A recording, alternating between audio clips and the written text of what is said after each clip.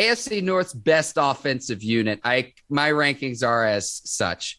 Bengals number 1, went to the Super Bowl, 27 points per game in the regular season, 7th best in the league. Joe Burrow, Jamar Chase and company. They're my number 1.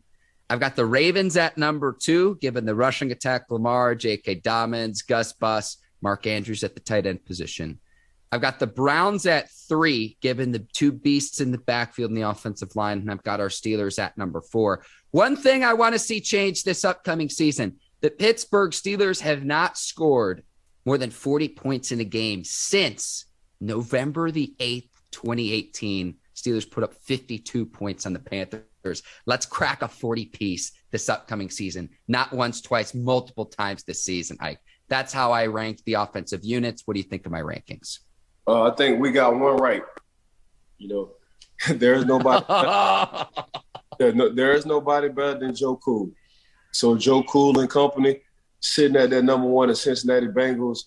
I mean, we saw it last year. And for him to lead the league in sacks and for him to make it to the Super Bowl and have a chance to win the Super Bowl, and that kid pretty much put the whole organization on his back. I'm talking about Joe Burrow. And he's going to have more opportunities this year. His offensive line will be 1,000 times better this year.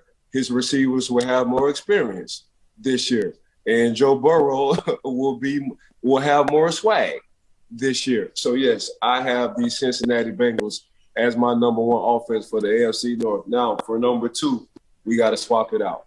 If Deshawn Watson plays this year, I have the Cleveland Browns at number 2. And the reason why I have the Cleveland Browns at number 2, because we saw what Deshaun Watson did for the Houston Texans with a okay offense, a okay offensive coordinator, even though he had the DeAndre Hopkins as his receiver.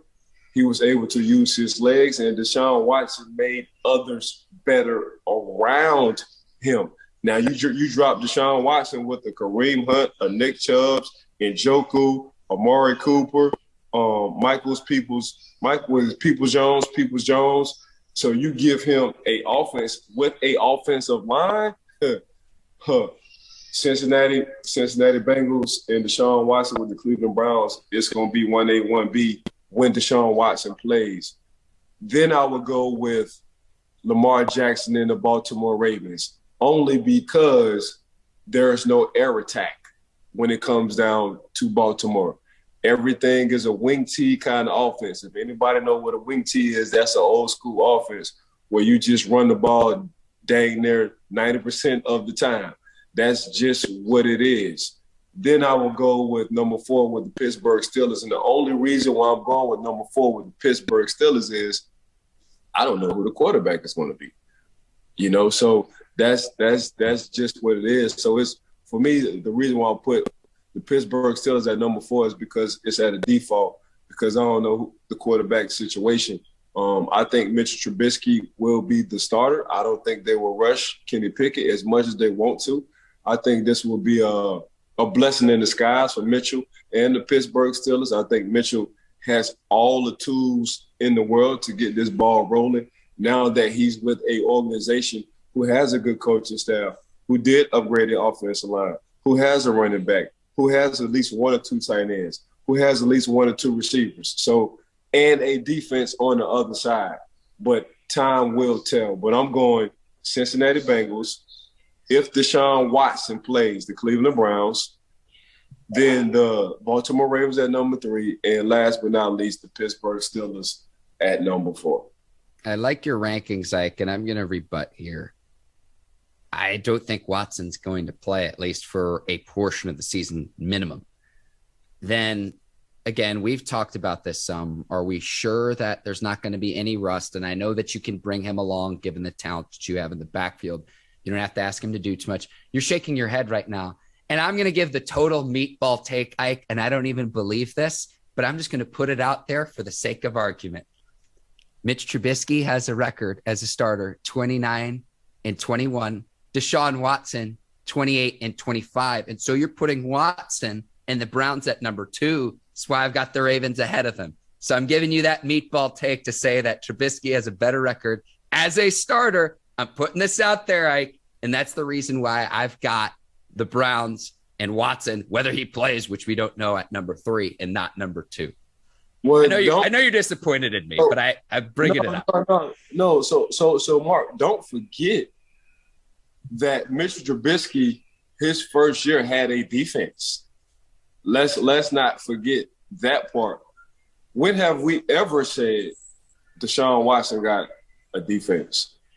I don't know if we saw Deshaun Watson go to KC and put some yards and put some touchdowns up. Now, to his defense, Deshaun Watson defense, if you're the offensive coordinator, I'm running the ball in the second half because Kansas City only got 3 timeouts. So while we're up, man, I'm going to go ahead and let this clock burn because my defense is playing good enough at the time to at least hold the Kansas City Chiefs. But Mr. Trubisky, when he was with the Chicago Bears, his first 2 years, that man had a running game and that man had a defense. I will say that. We never said Deshaun Watson had a running game and a defense. So that's what I'm saying, Deshaun Watson. And I'm saying as well, I'm going to let you put your GM hat on. Who are you picking? You're picking Deshaun Watson first or you're picking Mitchell Trubisky first? and that's how I'm looking at it from a general manager standpoint. I'm picking Joe Burrow first over all of them. Then I'm going Deshaun Watson. Then I'm going Lamar Jackson. Then it's a toss-up between Kenny Pickett and Mitchell Trubisky.